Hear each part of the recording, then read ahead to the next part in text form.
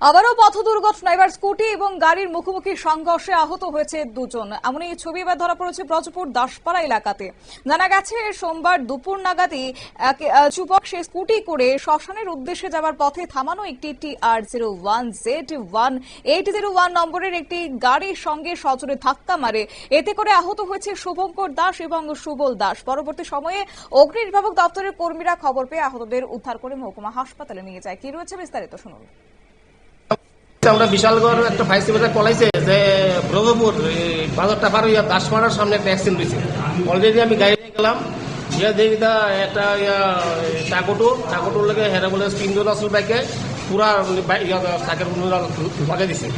Already আমাদের অবশ্যই এই ঘটনার খবর পেয়ে ঘটনাস্থলে পৌঁছায় বিশালগড় মহকুমা পুলিশ এবং মূলত এই যান দুর্ঘটনা ঘটছে দ্রুত গতির ফলে, এমনই অভিমত ব্যক্ত করছেন অবশ্য প্রত্যক্ষদর্শীরা।